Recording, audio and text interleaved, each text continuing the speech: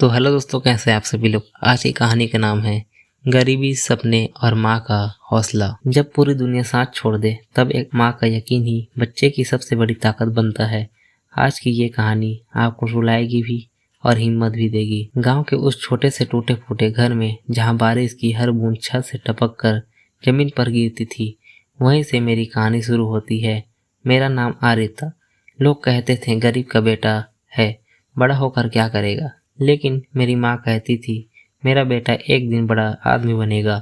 हमारे घर में सिर्फ दो लोग थे, मैं और मेरी माँ। अब्बू बहुत पहले हमें छोड़कर दुनिया से चले गए थे।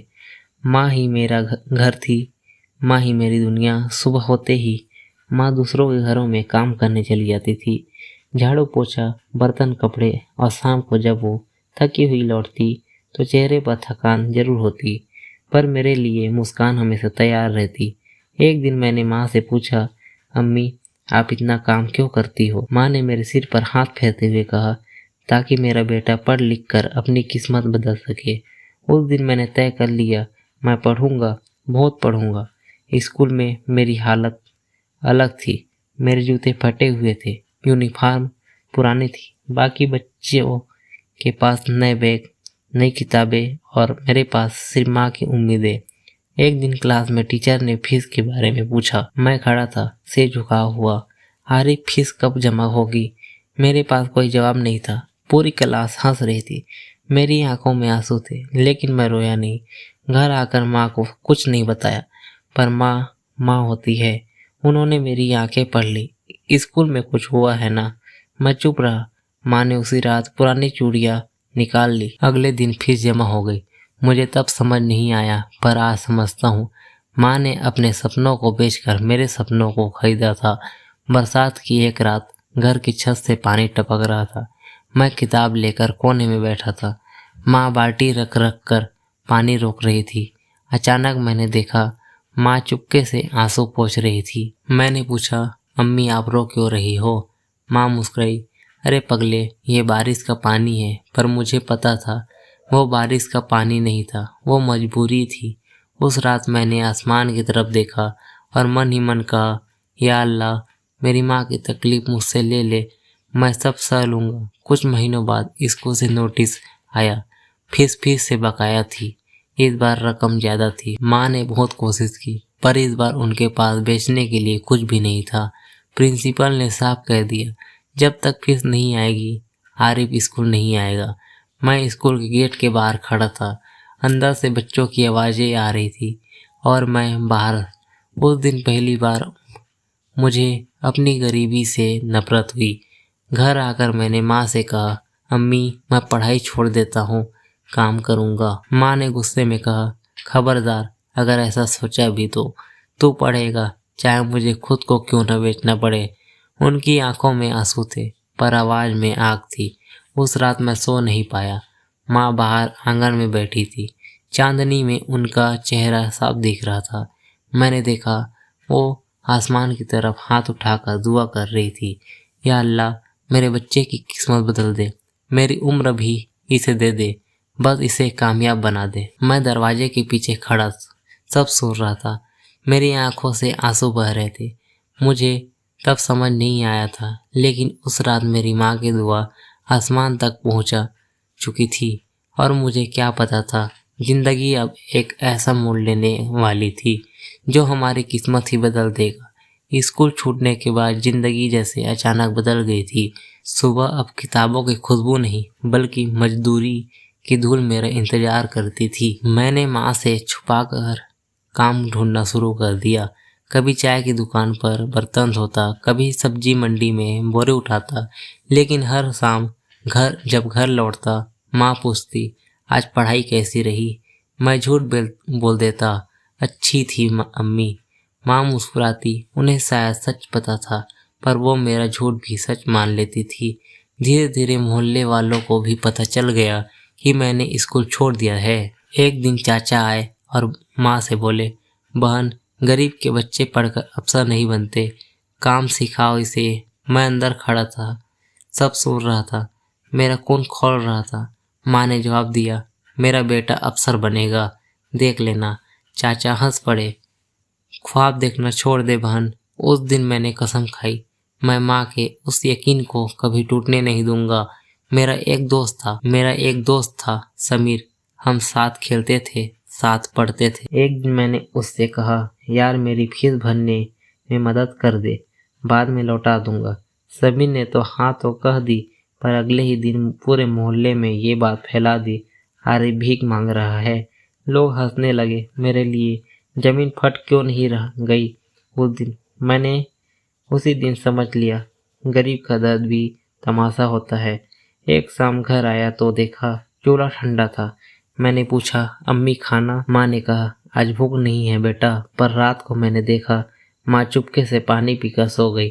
उनके पेट की आवाज़ मुझे सुनाई दे रही थी। उस रात मैं रोया, पहली बार खुलकर रोया। मैंने आसमान की तरफ देखकर कहा, या अल्लाह, कब तक अगली सुबह? माँ ने मेरे सिर पर हाथ रखा और बोली, बेटा याद रखना, दुनिया जितने थप्पड़ मारे तो गिरना मत, क्योंकि तेरी माँ की दुआ तेरे साथ है। उनकी आवाज़ में अजीब सा यकीन था। मुझे लगा जैसे सच में कोई ताकत मेरे साथ है। उसी दिन मैंने तय कर लिया, मैं इस छोटे से गांव में रहकर कुछ नहीं कर पाऊंगा। मैं शहर जाऊंगा, कुछ भी करूंगा, पर माँ की तकलीफ खत्म करूंगा। जब मैंने माँ को बताया, उनकी आंखें भर आई। इतनी दूर जाएगा? मैंने कहा, आपके लिए। माँ ने मुझे गले लगा लिया। उनके आंसू मेरे कंधे पर गिर रहे थे। जाओ बेटा, लेकिन एक बात याद रखना, ईमान कभी मत बेचना। बस अड्डे पर खड़ा था मैं, हाथ में छोटा सा बैग, दिल में बड़ा सा डर। बस चलने लगी। माँ दूर खड़ी हाथ हिला रही थी। मैंने आखिरी बार पीछे मुड़कर देखा और मन ही मन कहा, अम्मी मैं वादा करता हूँ, अब आपकी आंखों में आंसू नहीं आने दूंगा। लेकिन मुझे क्या पता था, शहर की जिंदगी मुझे ऐसे इम्तिहान देने वाली थी जिनके बारे में मैंने कभी सोचा भी नहीं था। बस शहर में दाखिल हुई तो लगा जैसे मैं किसी और ही दुनिया में आ गया हूँ। ऊंची ऊंची इमारतें, तेज रफ्तार गाड़ियाँ और भीड़, इतनी भीड़ की कोई किसी को देखता तक नहीं। मैं उस भीड़ में बिल्कुल अकेला था। जेब में सिर्फ कुछ 100 रुपए, हाथ में छोटा सा बैग और दिल में माँ की दुआ।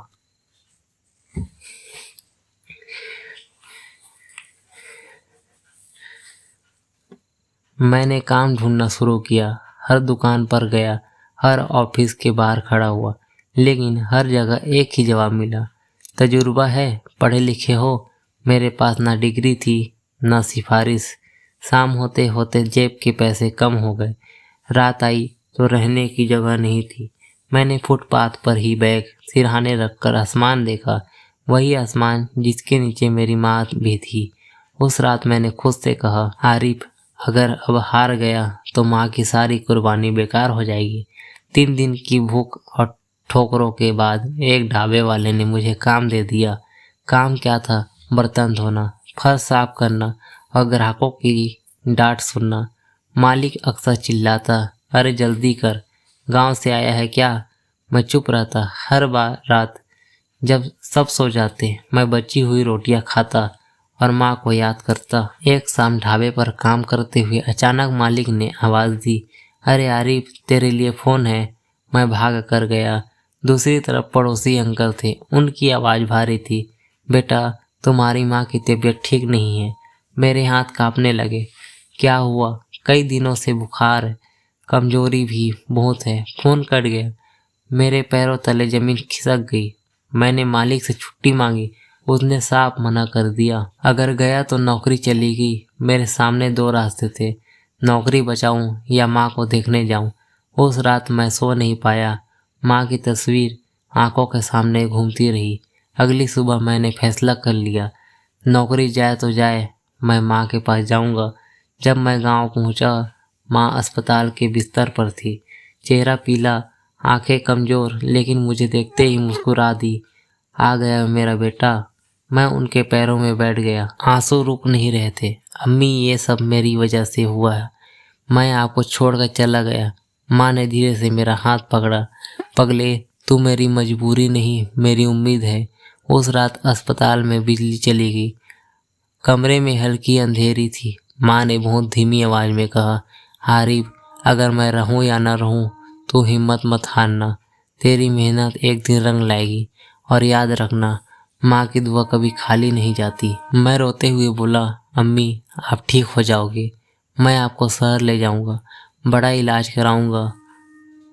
माँ बस मुस्कुरा दी। उनकी वो मुस्कान आज भी मेरे दिल में जिंदा है। सुबह डॉक्टर कमरे में आए, मैं बाहर खड़ा था, दिल जोर जोर से धड़क रहा था। डॉक्टर ने गंभीर आवाज में कहा, हमें तुरंत बड़ा इलाज शुरू करना होगा, वरना हालात बिगड़ सकती है। इलाज के लिए बहुत पैसे चाहिए थे। मेरी जेब में सिर्फ कुछ 100 रुपए थे। मैंने आसमान की तरफ देखा और कहा, या अल्लाह, अब क्या करूं? और यहीं से शुरू होने वाली थी मेरी जिंदगी की सबसे बड़ी परीक्षा। मैंने गांव के दरवाजे पर दस्तक दी, रिश्तेदारों के पास गया जिन्होंने कभी ताने मारे थे। किसी ने साफ मना कर दिया, किसी ने बहाना दिया। मैं थक चुका था। रात को अस्पताल की सीढ़ियों पर बैठकर रो पड़ा, या अल्लाह, अगर मेरी जान लेनी है तो ले ले, पर मेरी माँ को बचा ले। उसी वक्त एक बुजुर्ग आदमी मेरे पास आकर बैठ गए। उन्होंने पूछा, क्यों रो रहे हो बेटा? मैंने सब कुछ बता दिया। उन्होंने बिना कुछ कहे जेब से एक लिफाफा निकाला और मेरे हाथ में रख दिया, ये रखो और माँ का इलाज कराओ। मैं हैरान था, लेकिन आप कौन? वो मुस्कुराए। कभी कभी अल्लाह इंसानों के जरिए मदद भेजता है। इतना कहकर वो चले गए। मैंने लिफाफा खोला, उसमें इतने पैसे थे कि इलाज शुरू हो सकता था। उस दिन पहली बार मुझे यकीन हुआ, माँ की दुआ सच में काम कर रही थी। इलाज शुरू हुआ, दिन रात दवाइयाँ चली, मैं अस्पताल में ही रहता, माँ का हाथ पकड़े। कुछ दिन हालत सुधरी, मुझे लगा अब सब ठीक हो जाएगा। लेकिन एक रात माँ की सांसें अचानक तेज हो गई। डॉक्टर दौड़े, मैं दरवाजे के बाहर खड़ा कांप रहा था। कुछ देर बाद डॉक्टर बाहर आए, उनकी आंखें झुकी हुई थी। हमने पूरी कोशिश की, मेरे कान सुन्न हो गए। दुनिया रुक गई थी, माँ अब इस दुनिया में नहीं थी। मैं फूट फूट कर रोया। ऐसा लगा जैसे मेरा सब कुछ खत्म हो गया। लेकिन तभी मुझे माँ की आखिरी बात याद आई, हिम्मत मत हारना, मेहनत एक दिन रंग लाएगी। मैंने आंसू पोंछे और उसी दिन कसम खाई, मैं माँ के सपने को अधूरा नहीं छोड़ूंगा। मैं वापस शहर लौटा। इस बार डर नहीं था, सिर्फ आग थी। दिन में काम, रात में पढ़ाई। धीरे धीरे किस्मत बदलने लगी। मुझे एक कंपनी में छोटी नौकरी मिली। मेहनत और ईमानदारी ने मुझे आगे बढ़ाया। कुछ सालों बाद मैं उसी कंपनी का मैनेजर बन चुका था। पहली बड़ी तनख्वाह मिली तो मैं सीधे गांव गया। माँ की कब्र के पास बैठकर कहा, अम्मी आप सही थी, आपकी दुआ खाली नहीं गई। मैंने गांव में एक छोटा सा स्कूल बनवाया, मदर फातिमा स्कूल, ताकि कोई और बच्चा फीस के कारण स्कूल से बाहर खड़ा न रहे। आज लोग मुझे सफल इंसान कहते हैं, लेकिन मैं जानता हूँ मेरी असली ताकत मेरी माँ की दुआ थी। अगर माँ की दुआ साथ हो तो किस्मत को भी झुकना पड़ता है। माँ चली गई पर उनकी दुआ आज भी मेरे साथ है। माँ की दुआ अगर आपके साथ है तो इस वीडियो को शेयर जरूर करें और जुड़े रहे किस्सा ये जिंदगी सास झांसी के साथ, जहाँ हर कहानी दिल से निकलती है।